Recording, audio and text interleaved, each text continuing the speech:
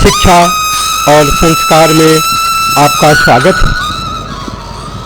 आज का विषय है ईशावास्योपनिषद मंत्र 13 हिंदी अर्थ और व्याख्या।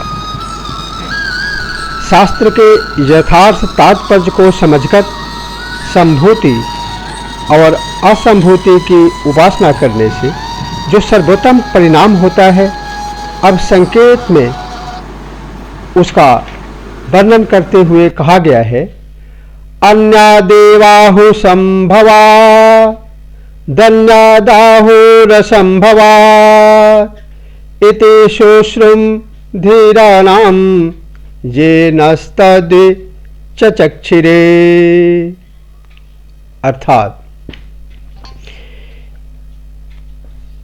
कार्य प्रकृति सूक्ष्म स्थूल शरीर से और ही फल कहते हैं, और कारण प्रकृति अर्थात कारण शरीर से और ही फल कहते हैं। ऐसे हम धीर पुरुषों के वचन सुनते आते हैं, जो विद्वान हमारे लिए उन वचनों को उपदेश करते रहे हैं। अविनाशी ब्रह्म की उपासना से दूसरा ही फल बतलाया गया है, और विनाशशील देव पितर आदि की उपासना से दूसरा ही फल बतलाया गया है। इस प्रकार धीर पुरुषों के वचन सुने गए हैं, जिन्होंने न हमें उस विषय को व्याख्या करके भली भांति समझाया था, अपितु इसे स्पष्ट रूप से भली भांति प्रस्तुत किया। अविनाशी ब्रह्म की उपासना का यथार्थ स्वरूप है।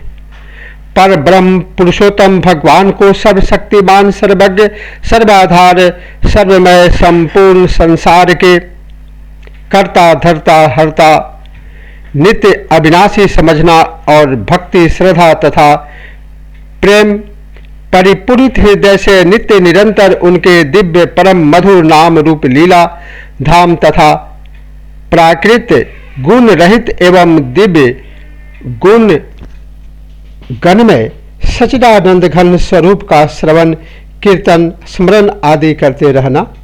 इस प्रकार की सच्ची उपासना से उपासक को शीघ्र ही अविनाशी पर ब्रह्म पुरुषोत्तम की प्राप्ति हो जाती है।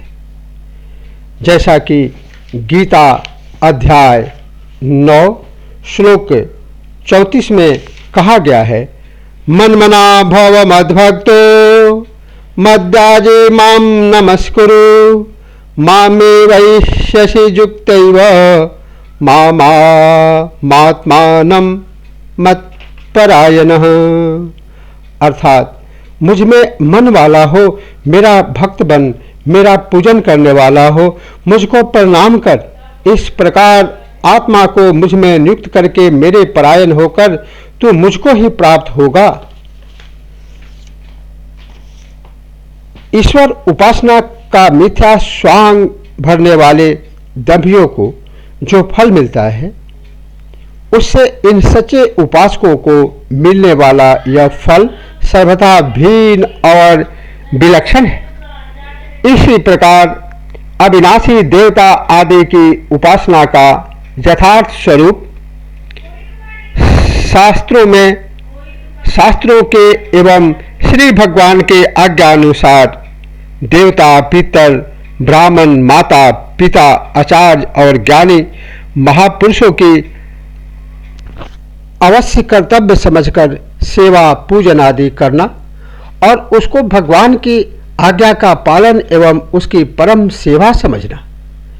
इस प्रकार निष्काम भाव से अन्य देवताओं की सेवा पूजा करने वाले के अंतःकरण की शुद्धि होती है तथा श्री भगवान की कृपा एवं प्रसन्नता प्राप्त होती है, जिससे वे मृत्युमय संसार सागर से तर जाते हैं। विनाशशील देवता आदि की सकाम उपासना से जो फल मिलता है, उससे यह फल सर्वथा भिन्न और विलक्षण है। इस प्रकार उन धीर तत्वज्ञानी महापुरुषों से जैसा सुना गया है, उन्होंने जिस तरह से यह विषय पृथक पृथक रूप से व्याख्या करके भली भांति समझाया था, उसे वैसा ही यहाँ प्रस्तुत किया गया है। इसी के साथ जय श्री कृष्ण।